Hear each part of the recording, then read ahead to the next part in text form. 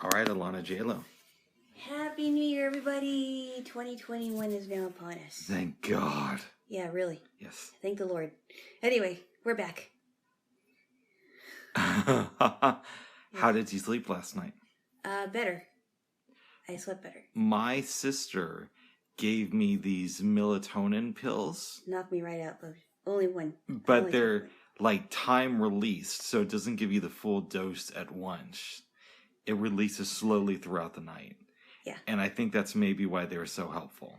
Yes, it was. I mean, it didn't take very long. It might have taken an hour for it to really, really go into my system, but it knocked me out. It really did. I was out pretty much as soon as we stopped talking. I think I heard you say play previous episode like 3 times before I was just gone. Right. You were listening to your mysteries. I was listening to my stories. On this day. Yes, I was. I like a good mystery. I do. It really gets me to think. I don't know. I slept really well. Yes, I did too. And I am thankful that when I listen to these mysteries, that it's not happening to me. Yes. We got up around 8 when Miss A went off. Right. Because I had to get the groceries. You had a Walmart delivery, which came like right at 9. It certainly did. In fact, I got a text message saying that it was coming in it was on its way.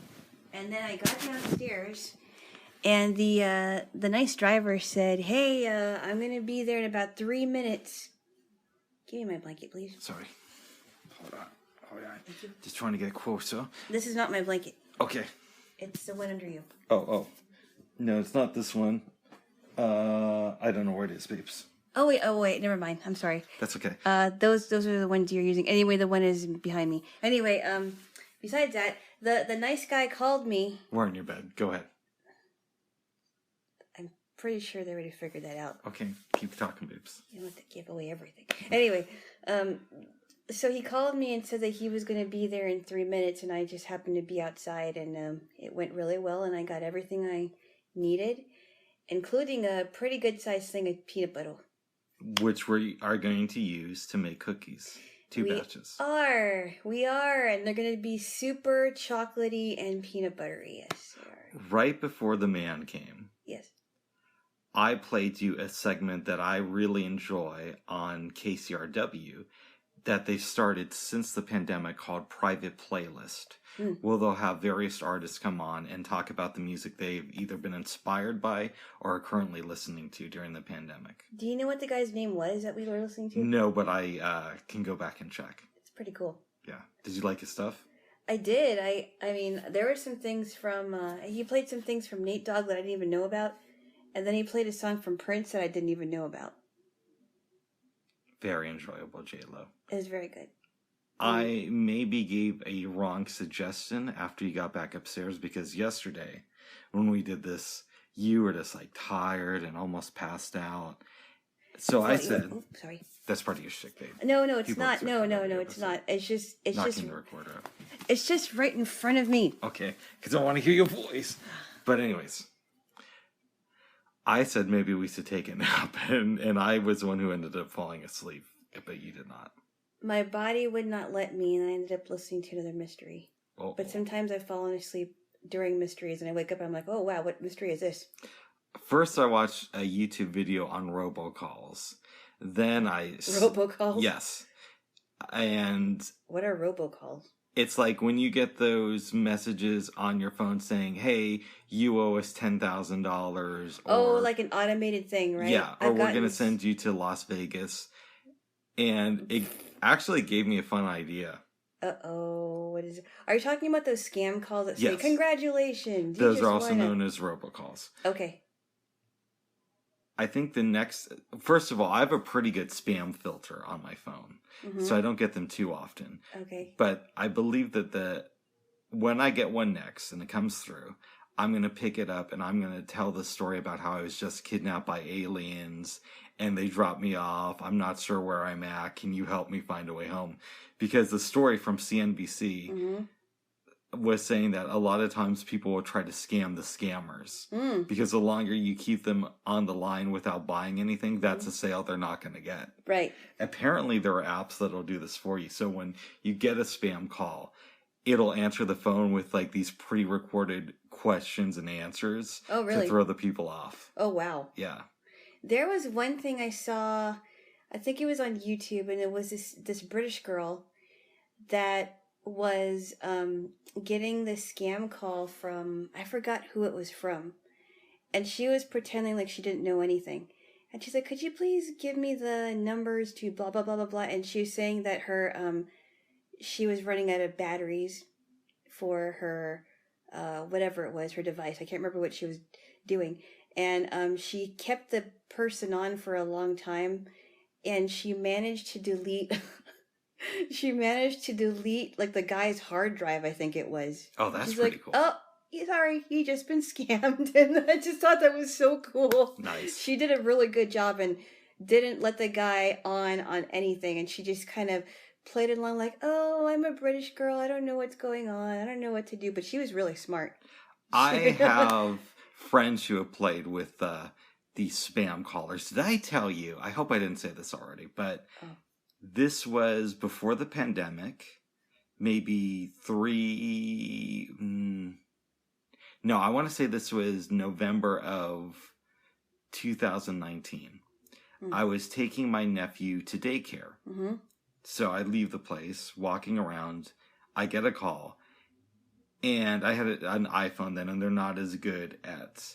filtering stuff like yes. But I picked up the phone. This guy starts talking to me about how they need money for cancer research. So right away, I'm just like, ugh. Yeah, he starts talking about legitimate, how we're trying to help little kids. So I start saying, oh man, I'm sorry. And before I can get anything else in, I can tell it's a recorded message because the spiel just keeps going on and on. So I hang up the phone. Well, I've gotten a couple of calls recently from live people, and it wasn't that long into the conversation that I hung up on them. You know what I thought too, babes? What? About getting you a whistle like football coaches use. Oh, yeah. So when you get a call like that, you just blow it into the phone and hang up. That's a good one. They'll never call me again. Yes. There was one time...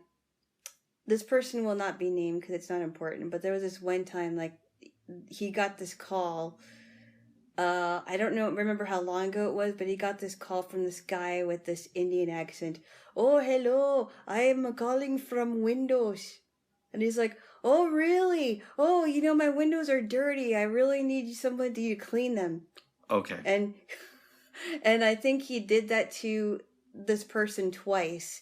The second time he did it, he was doing the same. He was repeating what he said, like, oh, yeah, my windows are dirty. And he heard the guy go, oh, shut up. They weren't on the phone very long. It was pretty funny. The last call that I got, this guy was trying to talk to me about something. He called it a shopper's card. I guess shoppers.com is supposed to be this thing to buy, this website to buy furniture, which I've never bought furniture from that website. And come to find out, they don't give credit cards away. Well, he was trying to talk to me, and then I hung up the phone. It was, I think he tried to scam me out of money, of course. So of course. I hung up the phone. Now I know what to do. I just don't even talk to them. I just hang up the phone. That's good. Somebody also called me not that long ago, it might have been last month, and was talking to me about car insurance, and I said, I don't have car insurance, and I hung up on her. It's like, sorry, you lost yourself some money, lady. Back in 2000. Yeah. I was having a phone conversation with somebody who was a friend at the time. We since had a falling out. Oh, okay. Which I do with a lot of people. Yes, not good. But it's not me, it's them. Anyways, this time it really was. Well, it was them. Me. Anyways, we were on the phone, and he says to me, hold on a second, I'm getting another call. It might be somebody for my mom. I'm waiting there a second. He comes back and he says, oh yeah, I just hung up on that person. So I'm like, why? And he responds with, well, I answered the phone and they sounded like they had some special abilities and they were asking me if I wanted to donate to their cause. You just never know about those things. Yes. Maybe it was somebody with like a really bad speech impediment or something. Possible, babes. Because some people have a hard, like if somebody has like a cleft palate, it's kind of hard to understand them, or maybe it's a specific speech impediment. I notice that when I listen back to these, sometimes it sounds like I have a slight stutter. I don't think you do. Okay. I know people that have worse stuttering problems. Well, that's why I said slight. I don't think so. I've never heard you stutter even once that I can think of. And if you did stutter, it wasn't obvious to me. I've heard it when listening back to this. It sounds like it. But that's a story for another time, babes. It could be that you were talking really fast and then you had to regroup again. That's possible. And babes, I've been doing research on this. Apparently people with dyslexia, which I have, will talk really fast and they won't notice it because the ideas are flowing through their head so quickly. That makes sense. And then they'll trip over the words. So it might be that. That makes sense. Yeah. I had a band director in 8th grade. Nice guy, but he did have a stuttering problem, and I'm not sure why that is.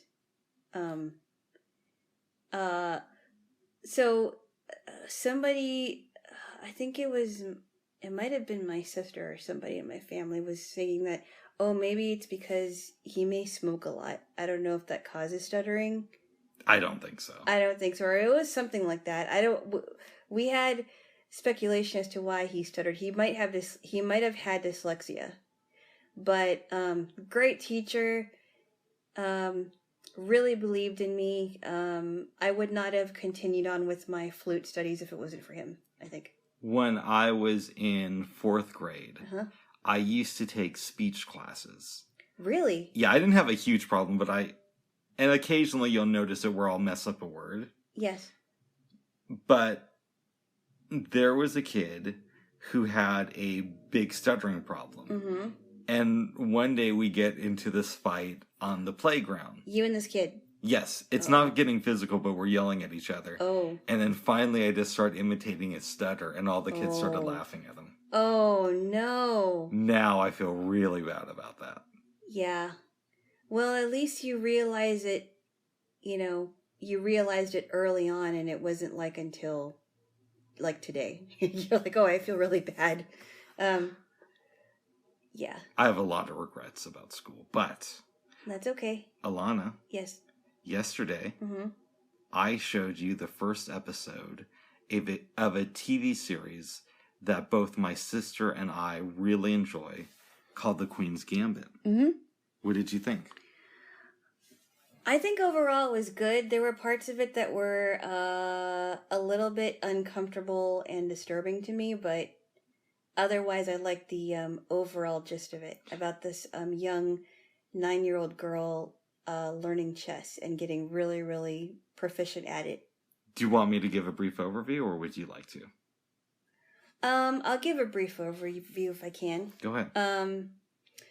So it starts off with this girl getting out of she's in the bath. Some guy comes to her apartment because she's late for a chess tournament. Am I correct? Hotel. I'm sorry, her hotel room, and because she's late for a chess tournament. She has a hangover. She's in the bathtub. She gets out, realizes that she looks horrible, and she quickly gets ready and dressed, leaves the guy in her hotel room. She realizes she only has one shoe. She gets to the tournament, and she's looks at her opponent and apologizes because she's late, and looks at the pieces on the board. Then it flashes back to when she was found after a car accident. Her mother is dead. Don't know where her dad is. She is then taken to a school for orphan girls. She doesn't know what to expect. And she befriends an older girl named Jolene. Offers her these things that she calls vitamins, but they're actually different drugs. If I could interject for a second here. Yes. It's not that Jolene or it's not that Beth offers her vitamins. I said Jolene. Oh, you said Jolene. I said Jolene offers Beth vitamins. Got you. That doesn't happen at first, though. What happens at first is every girl in this orphanage is forced to take what are called vitamins, and some of them are actually that, and there's one that's a pill, and I forgot the name of it, but it helps with anxiety. I think it might be the green pill. Yes. Green or blue, it doesn't really matter, but Jolene tells her to save the pills. Right. And she also warns, because she was telling her to take them at night. And she also said when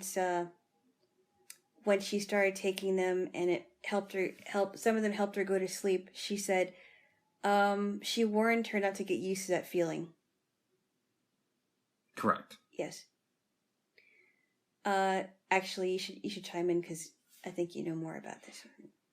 Beth, our protagonist, is having flashbacks of her parents. We see the mom and dad arguing and her father finally leaving, and her mom has this like bonfire burning all their stuff. She's still feeling like a fish out of water. No one's coming to adopt Beth at this point. And she finishes an assignment early one day. So her teacher sends her to the basement to clean the erasers. Goes down and notices that the janitor is playing chess. She asks about it, he sends her away, but she keeps thinking about the board and coming back down, and she's slowly noticing the moves he makes. And he won't divulge everything right away. And finally one day, what's the guy's name, do you remember? The janitor? Yes. You're better with names than I am. Mr. Janitor. Mr. Shivel. Mr. Shivel agrees to play her. Yes. She plays black, he plays white. And then she starts having these fantasies of moving the pieces around the chessboard. In her dreams, yep. Yes. Eventually, he notices that she's getting better and better. I'm going to skip over a scene that you found disturbing, but we can talk about it at the end. I don't think so. Oh. That's. I think we should save it for people to watch at their own discretion. Okay, good. And one day, he invites somebody to watch them play who is from this chess club. She eventually ends up doing 2 games against both of them. The guy says, okay, let's take your guys' picture and we'll see what happens. Mm-hmm. Around this time, the state passed a law saying that this orphanage can no longer drug children. Yep. So Beth doesn't get her happy pills. Did we skip over the chess club president yet? I just mentioned him. Oh, okay. Yes. Sorry. I love you, babes. Anyways. Ah. No, I'm sorry. You were talking so fast. Oh, this is okay. I wasn't. Okay. So, anyways. Okay. All right. Anyways, I do talk a little bit fast though. You do. But this time I wasn't. Ah. Okay. So she can't get her happy pills. No. And is unhappy because of this. Right. The president of the chess club comes back and says, Beth is really good. We would like to take her to participate in a competition against high school players. The headmaster agrees to this and says, hey, you can now play chess in the open. Mm-hmm. Everything's good. She goes to the tournament, and I believe she beats 9 players. Yes, she does. But and I think this is where you got the part about Jolene. Beth is a little bit freaked out because it's been a while since she had the pills. Mm-hmm. And when she's about to leave, Jolene pulls her aside and hands her some. Yep. So she goes in, she's cool, confident Beth. She beats everybody. Mm-hmm. People are happy. But she wants more pills. They're watching a movie a little while later. Beth asks to go to the bathroom. Mm-hmm. And decides, because they just kept this big jar of pills around, that she's going to break in and steal some. Yep. And she would have been successful, too, had she just been a little bit more cautious. She breaks in the room, gets the jar, starts slamming them in her mouth. A lot. Puts them in all of her pockets, and is trying to take the jar out, sees that the movie had finished because she'd taken so long. Mm-hmm. Everybody is looking at her.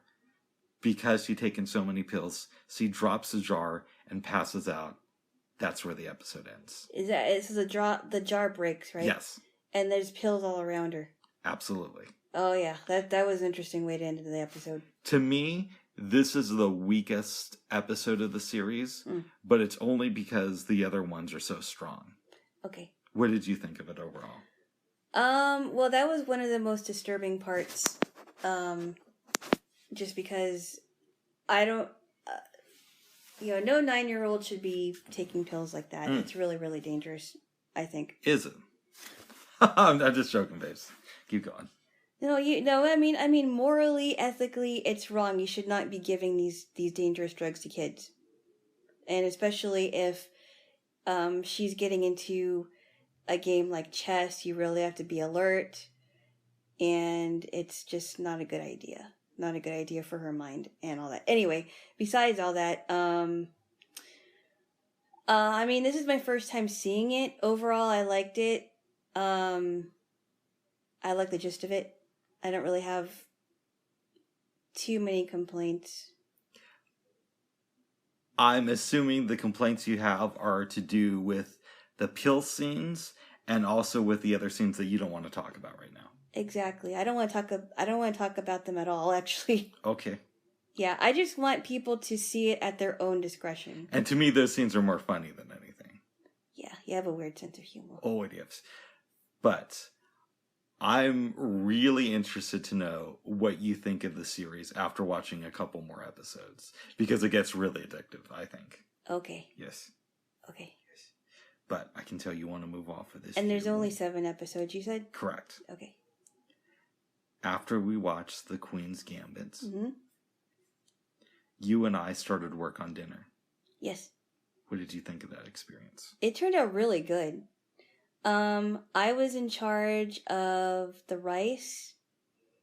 I also got the broccoli ready. I thawed out the broccoli, cleaned it out. I had you chop some carrots and celery. You put some spices in there, like salt, black pepper, and a little bit of ginger. Mm-hmm. And then you put the rest of the veggies in there, and they turned out super good. Don't forget, babes, I also chopped up some garlic. Yes, you chopped up some garlic. I was a chopper. Yes, and then I also put, in the rice, I put the leftover gravy we had, and I also put some red lentils in there. Super good. You wanted to skip the lentils at first. Well, I wasn't too sure. I'm like, I don't know. Lentils and the gravy, I'm not too sure, but... Aren't you glad we did it? Yes. I'm glad we did it because it was done the same time as the rice, and the gravy just made it taste really good, and combined with the veggies, super good. It turned out really good. We took our break, too, and I think that helped. I asked you questions, but I pretty much let you handle the meal. Mm-hmm. And this is actually my first time really leading it, because I didn't want it to be, like, too fancy schmancy. I wanted it to be simple, and I wanted it to be a recipe that the both of us could handle, and I think it worked out really well. I did too. Yeah. I was very satisfied. And I am loving my rice cooker. I really am. It is starting to grow on me. Yes, it is. Now that I've figured out what went really wrong and that I will never do it again. Okay. Yes. I'm glad to hear that, you. Whoa. Yes, Bubs. Yes, babes. Mm-hmm. Then we get into the film portion of our evening. Oh, yes. We watched 2 films that I really enjoyed that neither of us had seen before, but I had heard about for a while. The Alfred Hitchcock movies, The Trouble with Harry, and Marnie. Oh, The her role with Harry was so funny. Do you want me to give a description? Yes. Okay. Yes. And I will chime in. It starts off, we're in the woods, and this little boy is running with a toy gun. He sees this body. So he runs home to tell his mom about it. This old guy was out hunting rabbits. He runs across this body. Oh, yeah, that was the captain. Yes, but yes. I'm calling him the old guy. The old guy. Okay. And I'll interchange. The old captain. Like I do. I might say captain at some point or old dude or something like that. Yes. Comes across Harry and thinks that he fired the shot that killed him. Right. We know his name is Harry because at one point the captain goes into his pockets and finds a piece of paper with his name on it. Harry Warp. Yep. So now he's freaked out, and the captain runs behind a tree when people start to come across the body. Mm-hmm. So first there's this old lady who spots the captain, and they start talking, and she's really into him and invites him over for blueberry muffins later on. And coffee. Yep. And her name was Miss Gravely, which she's a funny lady. We'll get to her soon. We will. So she leaves. He hides behind the tree. The boy comes out with his mom. She looks at the body, recognizes that it's Harry, and is happy that Harry is no longer with us. Takes the son and goes home. Mm-hmm. There's this doctor reading a book. I love this. Uh-huh. And he trips over the body, doesn't take his eyes off of the book, stands up and says, "Pardon me," walks away. So the old guy is standing there for a while, and eventually our attention is taken into their small town. We meet an artist named Mr. Marlowe. Mr. Marlowe. He sings, he paints. He's a very good singer, by the way. Yes. Mr. Sam Marlowe. Yes. Sam goes into the store, is talking with the old lady, Mrs. Wiggs. And they have a really cool conversation. At one point he says, how does it go? She says, "How old do you think I am?" That was Miss, I think that might have been Miss Gravely, I'm sorry. Oh, you said Miss Marlowe. No, Mr. Marlowe is the singer and painter. Sam Marlowe is a singer and painter, and they go into the store, and Mrs. Wiggs is Oh, gotcha. Okay. The lady in the store, he's talking to Miss Gravely. Gotcha. Okay. He's talking to Miss Gravely, and he says, "How old are you?" And she says, "How old do you think I am?" He responds with 50. She replies with 42. She must have looked really old. She did. People were a lot older back then. They seemed much older back then, don't they? They lived harder lives. Yes. She lived through the Depression and all that fun stuff. She sounded old, too. Yeah, she sounded like a real old bat. But in any event. Like a hag. A hag. No, she didn't sound like that. But... In the store, Sam gets the impression that the boy's mom might have a thing for him. Yep. So he's excited, goes off, ends up in the woods, sees the captain. They start talking. He notices Harry. Sam sits down and sketches a portrait of Harry. Uh-huh. Okay? Eventually, Sam and the captain go their separate ways. And Sam ends up at Homegirl's place, at her crib. Jennifer's crib. Her name isn't Homegirl. Her name is Jennifer Rogers, okay? That's not what we called her from around the way, but anyway. No, you're the one who called her from around the way, and she's not even from around the way. LL Cool J wrote a song about her. Around the way, girl. Yeah. I don't know if it was about Jennifer. Oh. But anyways. Stop it. By then she would have been a grandma, so she would have been around the way grandma. But in any event. Okay, we're getting off track here. Jaylo, let me talk. She invites him in for lemonade. They're conversating. The sun comes up. It's conversing. You can also say conversating. Whatever. Anyways, the boy runs off, and we see the captain eating blueberry muffins with the 42-year-old lady. Miss Gravely, yes. And they're enjoying themselves. Yep. There's talk. Is it then when we find out that Miss Gravely thinks that she killed him, or is it later? Actually, okay. I think we should backtrack here. Okay, go ahead. Because Mr. Marlowe goes to Jennifer's house because he's really attracted to her. Arnie runs off. The little boy. the little boy takes his rabbit. He runs off. She invites him to sit down for lemonade. And she's telling him the story about how she knew Harry because Harry used to be her husband. She's telling Sam this. Yes. And she thought she killed him because she knocked him over the head with the milk bottle. And he was so confused that he said that I'm going to look for my wife and I'm going to go back home with her. And she thought that she killed him. And then after that you see the captain at Miss Gravely's house. And they start talking about the body. Right. So one thing leads to another. Sam and the captain end up digging a grave for Harry. They bury him, but then the captain thinks, well, I want to be sure it was me who killed him. So they dig up the grave again. Then they bury him again. And then Jaylo. Somehow the four of them end up at Jennifer's place, right? I believe so. Because, I remember what happened. I know we're all over the place. But but this is the first time we saw this movie. This is how we do. She didn't, Miss Gravely didn't tell the captain that she thought she killed Harry when they were having blueberry muffins. Mm-hmm. He comes back to her place after burying Harry. And that's when Miss Gravely says, okay, there's this crazy guy and I hit him with my shoe. I think he ran off and that's the guy you killed. Yeah. Yeah, and she said that her shoe had a metal cleat on it and that must have killed him. So they go back, they dig up the body again, and then they bury it again. Somehow the four of them end up at Jennifer's place. They're talking, they're hanging out, and they go to the city because Sam finds out that a millionaire is looking at his paintings. And he's really excited. He's just, yeah. He arranges this sweetheart deal. Everybody's getting something out of it. The man leaves. We meet the local sheriff. We should back up and say at one point when the captain was behind the tree, mm-hmm. a homeless person came up and stole Harry's shoes. Oh, that's right. And put other shoes on him. Correct.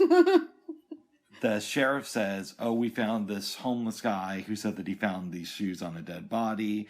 I'm going to call it in. Mm-hmm. Our four protagonists leave. They dig up Harry's body again, bring it to the house, get the local doctor to come over and look at the body, say that he actually died of heart problems. Yes. But before he can get there and say that, our sheriff returns and mm-hmm. says that he found evidence in the form of a sketch that Sam made that looks just like Harry. Uh-huh. Sam messes with the sketch. The guy says, you must think I'm a fool. We're going to deal with this in the morning. He leaves. But when he was talking to Sam, our good captain stole the shoes that the sheriff had as evidence mm-hmm. out of his car. Mm-hmm. And they bring Harry's back. It's the next day. They bring his body back to where it was. People come out. They leave. The four of them are looking out. And then they start talking. When the millionaire came to buy Sam's paintings, he was asking people what they wanted, and he granted their wishes. And he whispered something in the millionaire's ear. Somebody asked, well, what did you ask for? And he says, a twin-size bed. A double bed. Double bed. They all start laughing, and that's the end of the movie. I'm sure I butchered that film immensely. Oh my goodness, but it was so funny. Yes, and I did it on purpose to inspire people to want to see it themselves. There was one part that you forgot to mention, which I thought was really funny too. Go ahead. Where Ivy wanted the captain to help her figure out this mystery about how he died because she felt really bad. She thought, I think I killed him with my, by kicking him in the head with my high-heeled hiking shoe. And then she goes, and then after you help me with that, I'm going to take you back to my place and make you a cup of hot chocolate. Oh, that's right. I forgot about that. I think that's when your mom had called right at that time. Oh, yeah. Uh-huh. Yeah, and you thought that she was still in quarantine in Hawaii, but apparently they've loosened their laws a little bit. Well, no, she was out of quarantine because of the quarantine that she had to take. Right, but you told me later that you thought she was still in it. Yeah, I did, because I wasn't sure, I wasn't sure how it was for her. I'm like, okay, Mom, I gotta go. We're watching movies. Wait. Yes, give me a kiss, by the way. I dedicate this kiss to your mom. Oh, my goodness, are you serious? No, I'm joking, babes. Give me a kiss. Oh, my goodness. Oh, my goodness, it was a very enjoyable film. It's not my favorite Alfred Hitchcock movie. It's funny, though. But it was good. I think there were funnier movies in that one, but this was pretty funny and also kind of confusing. What a mystery. I'm glad we watched it together. Can you imagine being the actor who played the dead guy for the entire movie? I'm assuming that they just got like a fake dummy. Oh, maybe they But did. I could be wrong. That's pretty funny, though. Alana. Yes. Then we watched a film called Marnie. Oh, this one was... with Sean Connery and Tippi Hedren. This one was very interesting. Yes. I was trying to watch it, but during the film I kept hearing, scratch my back, Bubba. Oh. Hey, move around. And, oh. Okay, that... No, go ahead. But what? If you don't stop it, I'll take your iPad from you. Sorry, babes. I should say that I'm glad I had somebody to do that because at least I had a person with me, babes. Yeah, but why don't you give the description of Marnie?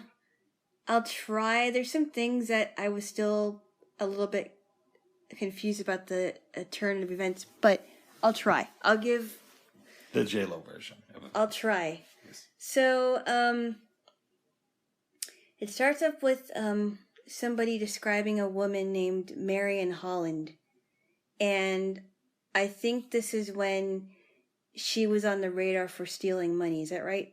Yes. Okay.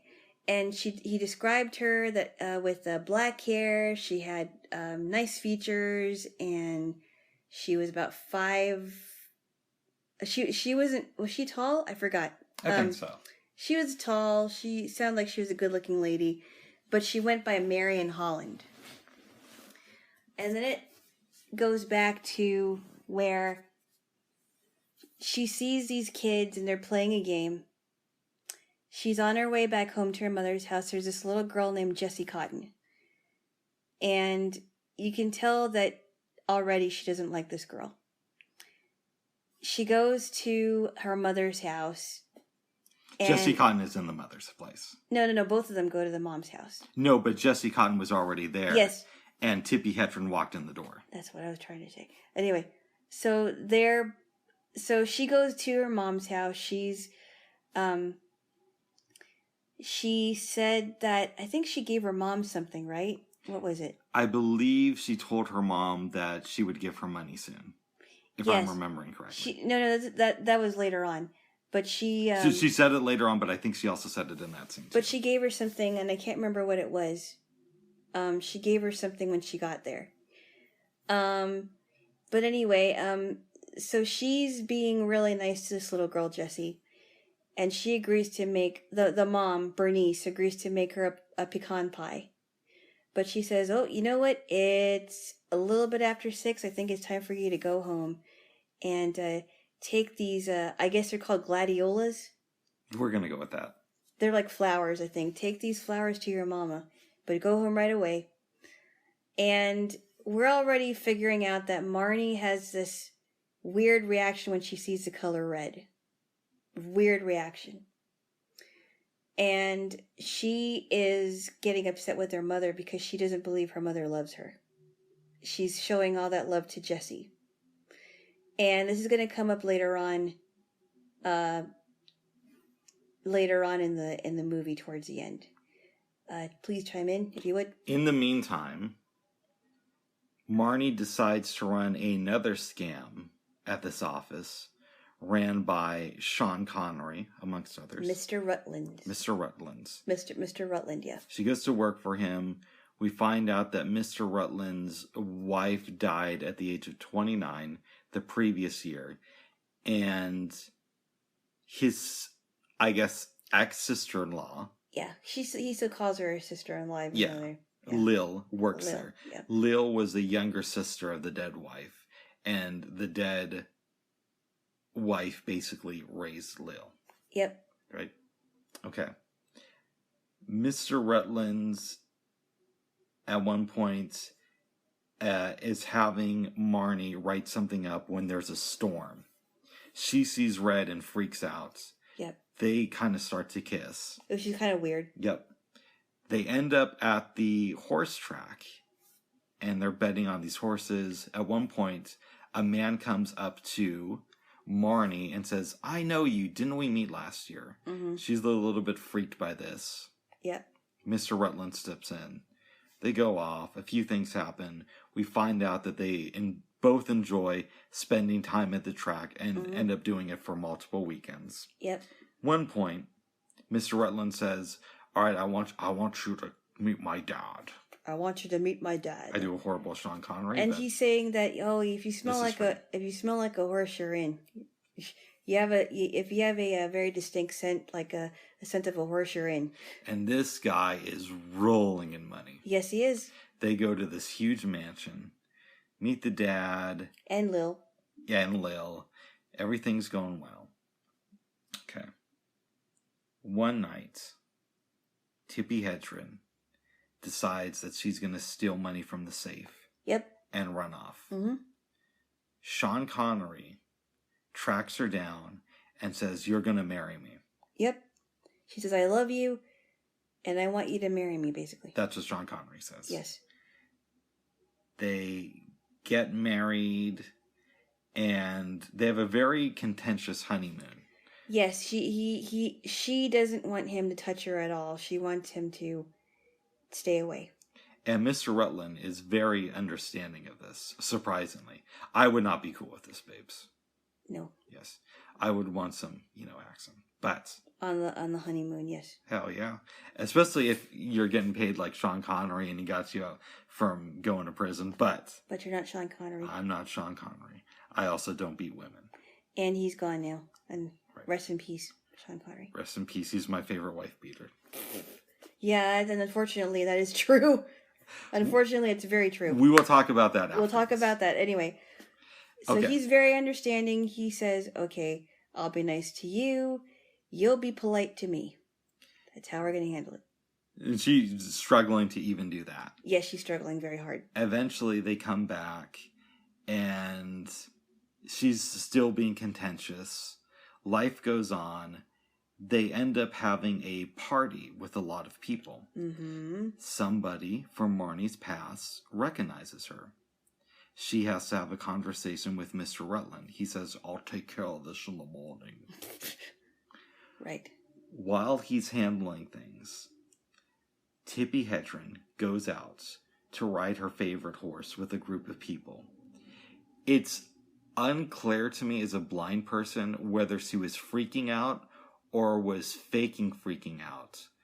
But irregardless of that, the horse did a bad jump. She falls off of him, and the horse is in pain. And Tippi ends up shooting the horse.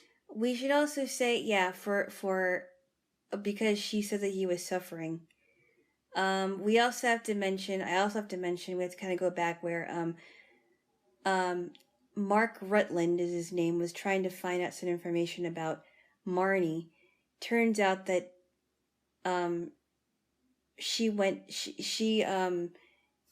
her real name is Margaret Edgar, and she used to be married, and so her last name used to be Taylor. Yes. Marnie Taylor. Yes. So he's finding out all these things, and at one point he asks her, he does this word association exercises, and when he says the word red, she says white.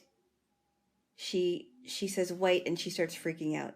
Okay. She can't handle red. Anyway, but yes, she falls off the horse, is hurt, but is all right, and she realizes that the horse is not doing well, and she shoots the horse. I said that. Yes. And during all this commotion, thank you for knocking that out of my hand again. You're welcome. Thank you. I didn't mean to do it, by the way. Okay. She steals the key to a safe, goes to get the money. Mark, finally realizes that he should follow her, stops Tippi, and takes her back to see her mom,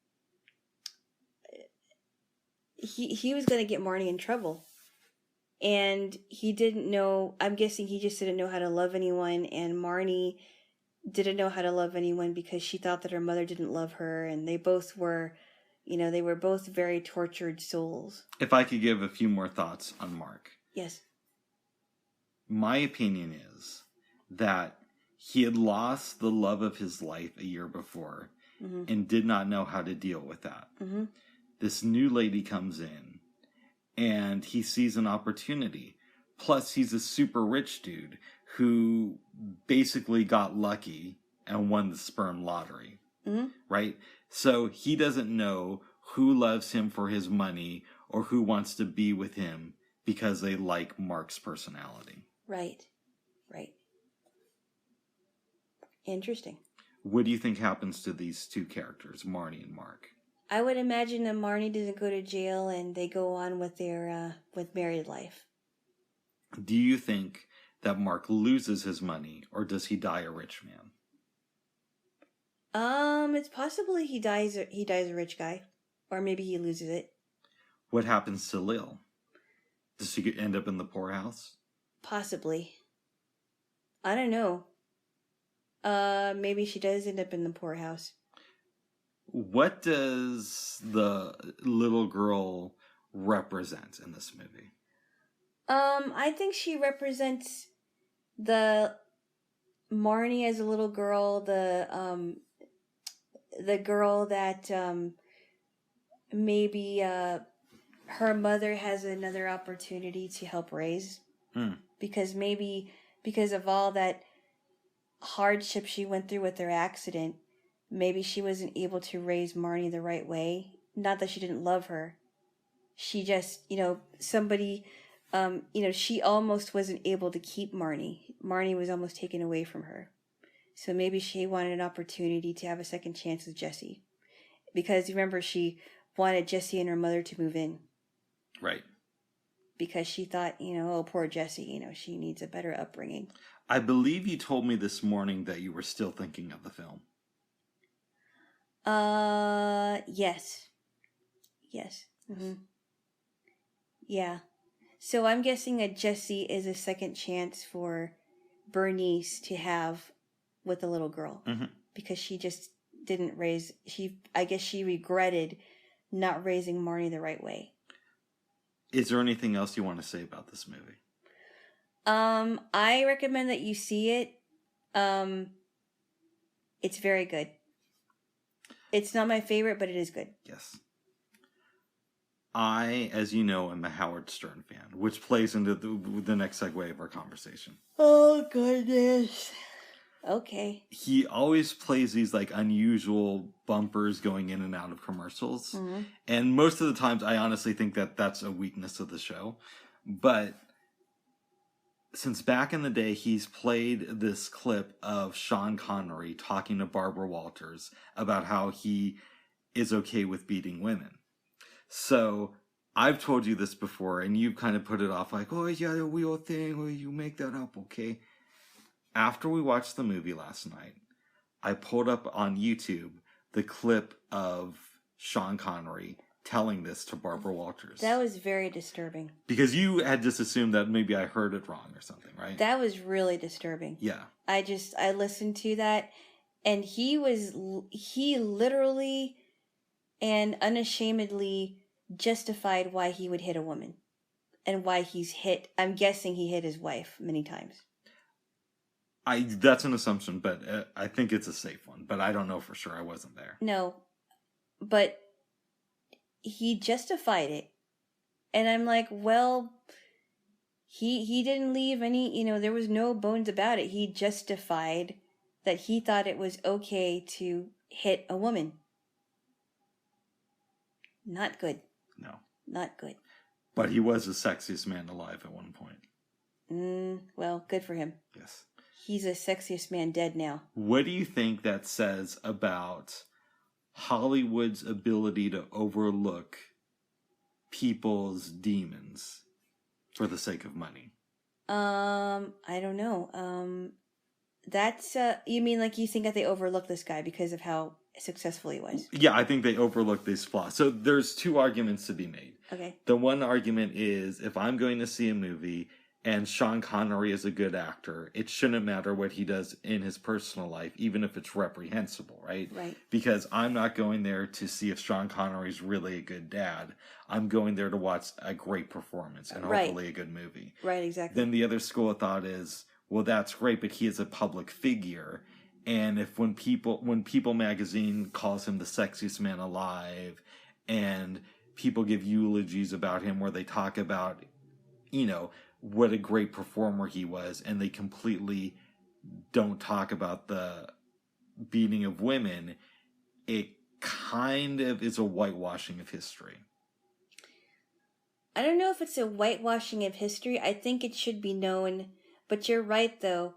Separating the art from the artist is different than, like you said, you're not supporting what he's doing in his personal life. You're supporting the movies that you're watching. Yeah, it's like that. Go ahead. So I'm not really a person that will encourage someone to boycott anything. I think people have their own choice.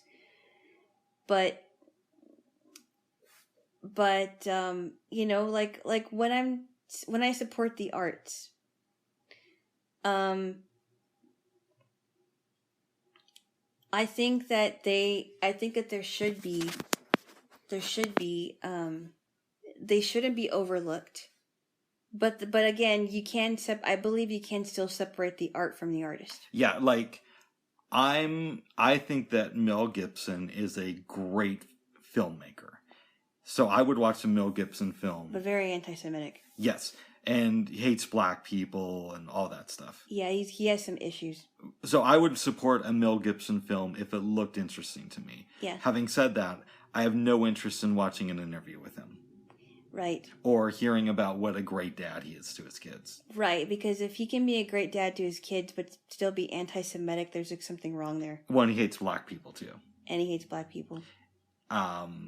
So I'm not a fan of him as a person, but the dude has made some great movies. He does, and I think it is possible to separate the art from the artist, because when they are doing their craft, they're in another element, as opposed to when they're outside of that. Yes. And I think you can do that.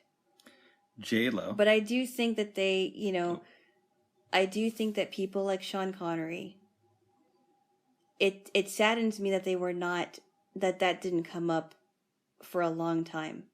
And it hasn't come up when he was alive. It was just nothing was done about it, and it saddens me that those things are overlooked. It did come up in a way because again, the Barbara Walters interview, yeah. Yeah, I mean, people could have researched it. Howard Stern did play it fairly frequently, so I knew about it. But like, he was really the only media personality besides for Barbara Walters to put a shine on this particular thing, right? Yes. Yes. And he brought it up when he did his eulogy to Sean Connery on the show. And it's sad, too. I mean, even with sports players, you hear about sports players like Ray Rice that was clearly caught on videotape abusing his wife, or whoever she was, a girlfriend, wife, I don't remember, whoever it was. And he was not reprimanded for it, and he wasn't held accountable for it. I honestly it's very sad. Don't know a lot about sports, so I can't talk about that. No, but it's happening. It isn't just happening in Hollywood; it's happening in the sports arena. And why is it? And why is it not being? Why are people not being held accountable for it? I don't know. It saddens me. Yes, babes. Even though I believe you can separate the art from the artist. If it is a well-known fact that this person is beating or sexually assaulting women and or girls, why are they not held to a higher standard? Yeah, or the same standard. Like, just don't standard. Glorify them in interviews. Right, exactly. That's my take. When the person dies, don't try to say that they're a great humanitarian. Now, I will tell you this, Jaylo. Yes. My mom, at one point, was a nurse's aide. Uh-huh. She worked for this lady. I don't know her exact condition, but she was stuck in a wheelchair. Mm-hmm. And she told my mom that she was at this random party and met Sean Connery. Yes. And said that Sean Connery was like this really, really nice guy. To her. And spent like hours just talking to her, apparently. Wow. Then that does not negate what he probably did to his wives. Mm-hmm. But every person has multiple sides to their story. Mm-hmm. So I wanted to share that with you. But it's sad to think, like, I mean, let's take R. Kelly for a minute. Go ahead. Okay? R. Kelly seemed like a nice guy to these girls in the beginning. But later on, they would realize that he had some sinister agenda going on.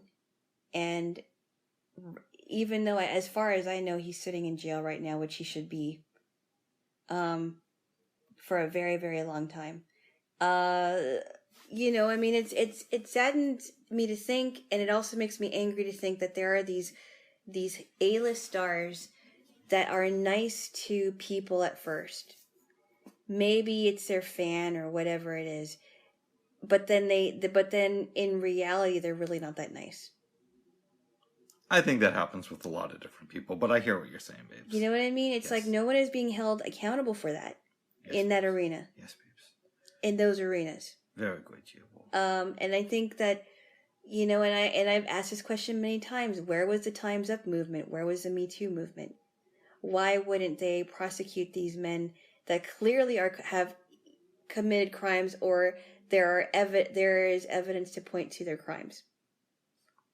But instead, they go after Tony Robbins for making a logical statement. And Garrison Keillor, who is on his way to retiring. Oh God. I'm bringing it up because you know what I mean. I know people who love what's the dude's show name?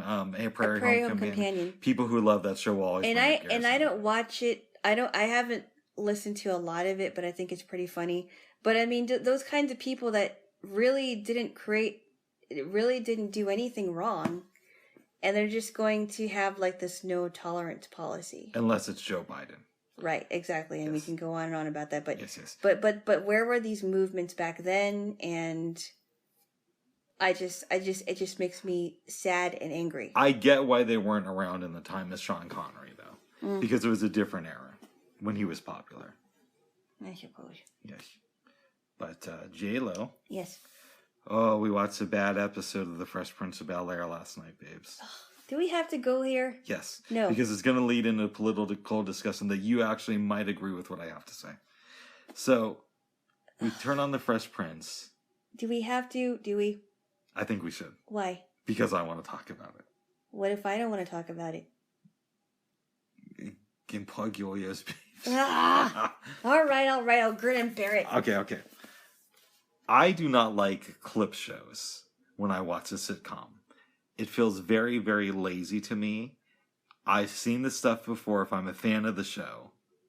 So I feel like I'm getting screwed out of a half hour of my life that I'm never going to get back. Oh, give me a break. Here we go. Alana does not agree with me. No, I don't.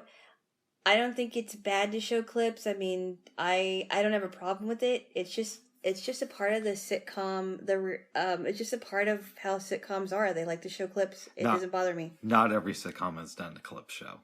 Not every sitcom does a lot of clip shows, but Fresh Prince is more guilty of it. They did one in their first season. Yeah, they did. Which is okay, a little bit strange. So, anyways, we watched this clip show from season 4, and already I'm upset. And I'm like, we're watching a clip show. If I would have known, I would have skipped this episode. This is what I'm thinking in my head.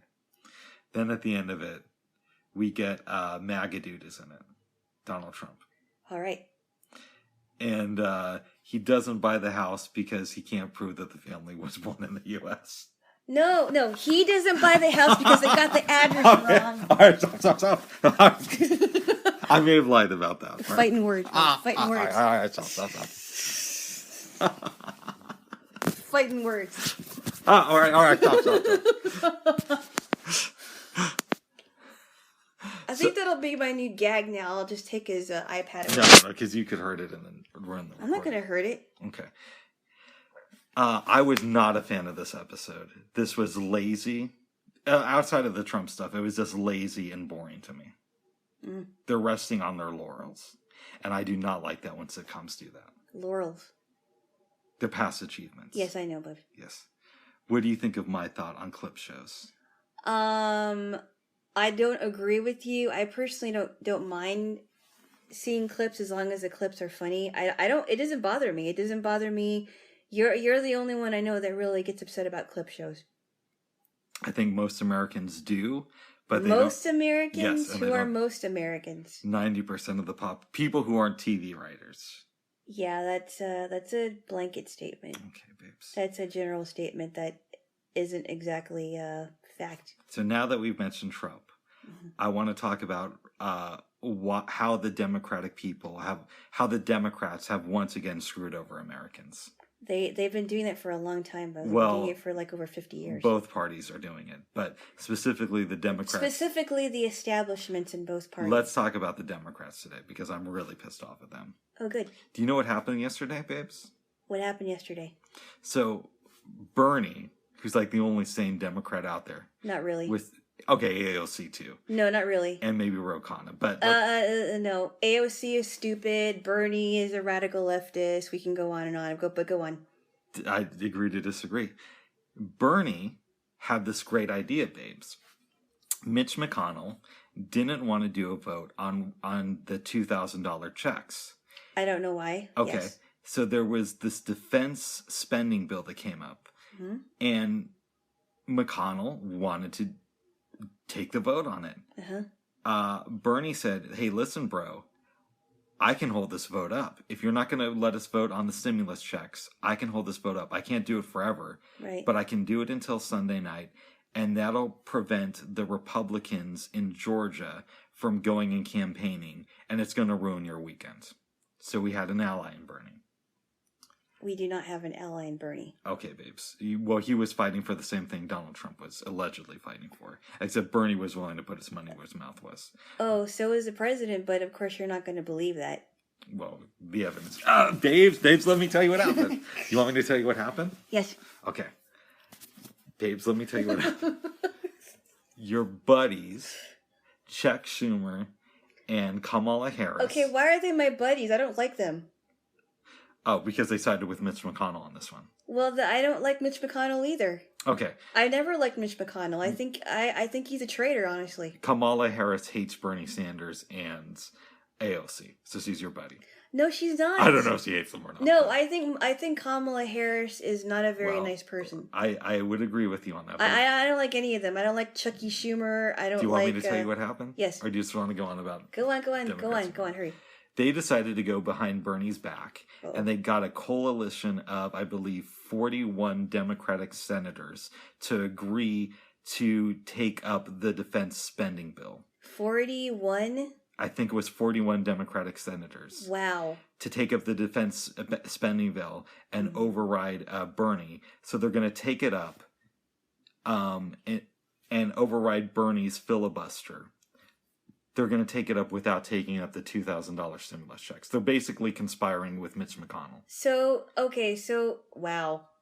They're traitors to our country. So is Mitch McConnell. Yes. I don't like Mitch McConnell. I don't like any of those people. Now here's where it gets a little bit interesting, babes. Okay. I don't like Josh Hawley. I do. And I know why, because he's like, count the vote for the 50 billionth time. But here's... Oh, what else? Go on. I will tell you one good thing he did. Yes. This morning, I saw the clip this morning. It might have been yesterday. But he came out and said, we need to have a vote on the stimulus checks. And that he basically backed Bernie. And said, Bernie wants this and Trump wants this. Why aren't we going to vote on this? So now it gets really interesting. I'm glad he said that. Because the party lines are very oddly drawn on this issue. I'm glad he said that. By the way... Yes. Never mind. I lost my thought. Okay. I had a thought and I completely lost it. But you are a Republican. Hey! Okay, all right, babes. Stop. All right, kissy. No, kissy. I need a kissy. Fighting words, Bubs. Okay. On the first day of the year. That's not good. Hey, babes. No, babes. It's not good. Give me a kiss. No. Do you ever feel, babes? What? That you're a little bit too reactionary? Well, who else am I going to react on? Oh, I don't know. Give me a kiss. I don't do that to anybody else except for you. But give me a kiss. He... Don't tickle me. Kiss me, okay? I deserve a kiss. Mm. Mm. Oh, yeah. Well, oh, my goodness. Very good, dear babes. All right, so what do you think of this? Well, I know that you are politically not with Josh Hawley. No. But I'm glad that somebody pushed back and said, hey, you know what? We have to take a vote on this now. The people need it. Why are we not doing this? Wait a second. Can I push back on you? No. I'm going You want me to answer, so I'm answering. But Bernie pushed back too. It wasn't just Josh Hawley. Well, I'm talking about Josh Hawley, not your buddy Bernie Sanders. Okay. I'm not focusing on Mr. Sanders. I'm focusing on Mr. Hawley. We're going to forget the heat of the white thing first, okay? All right, stop. All right, keep going. Honestly. Keep going, babes. No, but I'm glad. All I want to say is I'm glad people are pushing back against this because I don't understand why it is such why there's so contention about this when people really do need this. Yes. People really do need it. Especially people that have recently lost their jobs, especially people that have their businesses are being very close to shutting down, and may never come back forever. I mean, businesses that have been there for a while. I don't know what's wrong with these people that don't want to do it. And my only assumption is because of the extra pork in the bill, they want things to go to other things that they feel are more important than what people are going through right now. I would have to say, babes, that I don't think what Bernie was planning to do would have worked. I still think that they would not have done a vote on the $2,000 stimulus checks. Having said that, I do think that Mitch McConnell would have had a really bad weekend. And it's possible that the Republicans would have lost the Senate because it prevented the guys from Georgia from running their campaign, basically. Because they can't go out and campaign anywhere. Because they had to be in the Senate. To me, this is yet another huge piece of evidence that Joe Biden's administration will not be with the people. Of course not. I mean, it was never going to be with the people. It was never going to be with the people. This Joe Biden, if he even gets close to having an administration, which I don't think he will. He will. No, he won't. He won't. There's no way. There's no way. If he ever got close to having an administration, Kamala Harris would be the one to take over, I'm sure. Or she would fight to take over. If Joe Biden couldn't take over, which obviously he can't. But it upsets me, babes, when I hear my lefty friends talk about how great Joe Biden is going to be for America. He's not. I mean, Trump is worse, but Joe Biden... No, he isn't worse. Joe Biden is the worst candidate ever. He doesn't know where... And this is not just because of his worsening dementia, which pretty much everybody has talked about, but the fact that... He wants to defund the police. He doesn't. Yes, he does. Yes, he spoke up against defunding the police. He says that, but we already know that he wants to defund. He's even quoted it. He's gone back on even though he's gone back on a lot of things that he said. He's still going to do it. There's no evidence of Yes, that. there is. Kamala Harris is very pro-cop. She is against body cams. Did you know that? Yeah, she told me that story. I've heard it all before. But no, he wants to get rid of police. He does. Illegal aliens coming into our country, decriminalizing. All right, decriminalizing drug pushers. It sounds like we're listening to Newsmax talking points. It does. All right, babe, stop. I don't want to break your bed. Stop. I'm gonna take your iPad. All right, let's move off of this, babes. Let's move off of this because you're reactionary. Again, toward you. As many Trump fans. Babes, let's move off of this. No, babes, we're going to move off of this. Thank you. This is, what's that homegirl says in Jojo Rabbit? This is like Switzerland. It's neutral ground. Okay. Switzerland? Yes. Okay. Because Switzerland didn't want to enter the war. Okay. Yes, I know, babes. You should get a history book. But, babes. Stop it. Did you have any dreams last night? No. Okay. I did not. I had a dream this morning when I took my 25-minute nap. Yeah, go ahead. Okay. I was walking through this mall, pretty big, and I see the staircase going outside to the roof, where there was condos being sold or rented out. In this dream, I'm a super rich guy. Go up to their office, and they hook me up with this person who's going to show me around the place. He says, we like people to agree to rent for at least 6 months, and you get a discount. I say, I read in your guys' policy that you could rent for 3 days without any repercussions, and you can get your money back. So I tell him, listen, bro, I really want a place here. I'm super rich, but right now I just want to party with my friends. Is it cool if I rent a place for this weekend, cancel on day 2, and then in a month from now, I'll come back and I'll make sure you get the commission.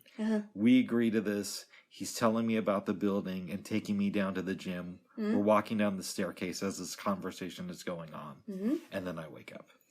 That sounds like a really cool dream. Yeah. What do you think of it? Very cool. Nice. You could have had a condo for the weekend. Yeah, but it was a dream. Yes. It's too bad you never got to see it. Yes. Well, babes, I think we should kiss and then go and watch The Queen's Gambit. How do you feel about that? Yeah. Well, we'll see how better the episodes get. They get really good, babes. Okay. Now give me a kiss, okay? Okay. Let me ask you something. Go ahead. In the next episode, if you remember correctly, does it still does it continue on in her life while she's still a child, or does it fast forward? To the best of my recollection, yes. But it gets better, so we'll have to keep watching. Okay. Now give me a kiss, okay? Okay. Don't try any funny business. No, I'm not. Okay, you put your hand on my arm. No, I wasn't trying to. Okay, give me a kiss. I could later, though. Oh, what if?